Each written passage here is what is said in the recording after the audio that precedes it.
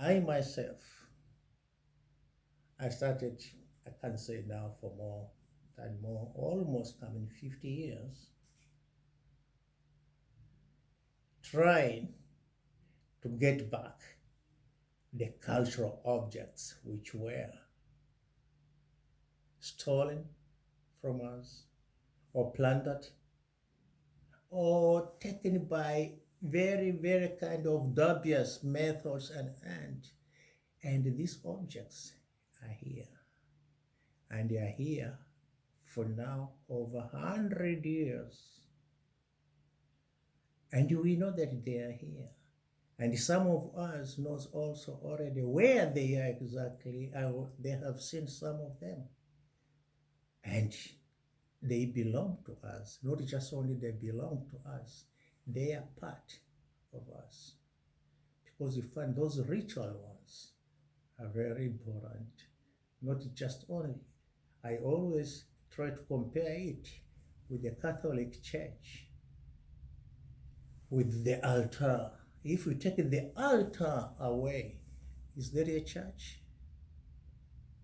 Then you find this is our churches in Africa. These are our rituals, and the objects are here. And we don't have them. And now comes a question. Do we really want them back? Yes, you find the majority,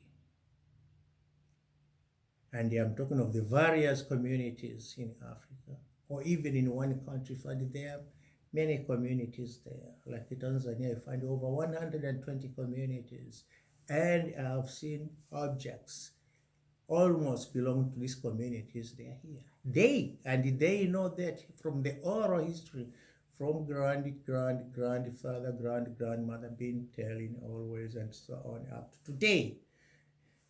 And they want them back. So now a problem comes. Now it enters to governments.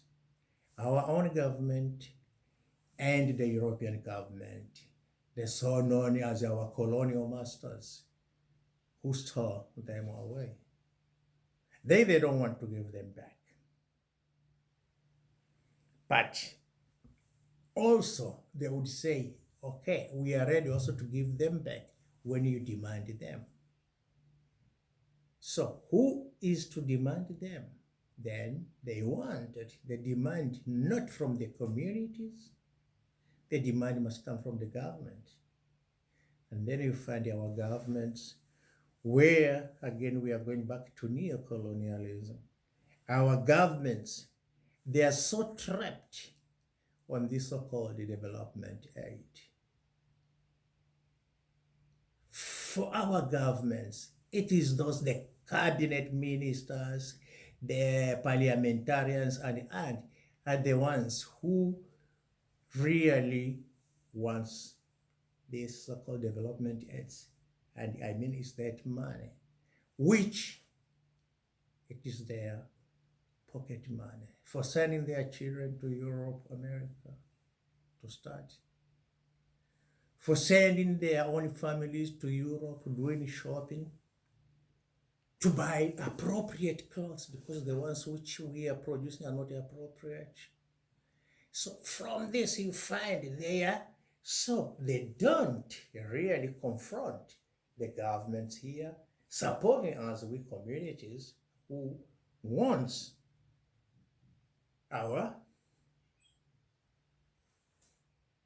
cultural objects back. They don't, because of that. Because if you do that way, then forget it.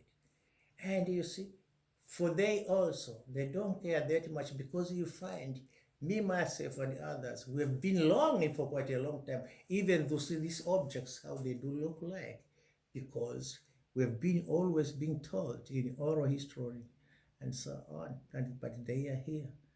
And of course, even if we want to come to Europe, we cannot, because even our governments are not even allowed to issue us passports to travel to Europe.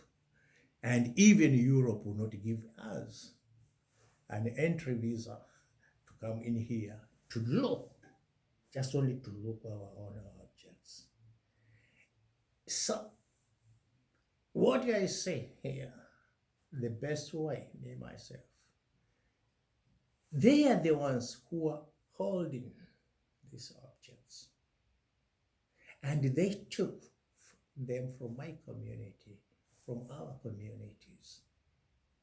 We, as a community, we have that right to demand aid. And they have to know that. We have that right to demand it. And that's what I even right now I'm trying to do with various communities already in Tanzania after knowing there are certain objects belonging to that community or to that community or to that community.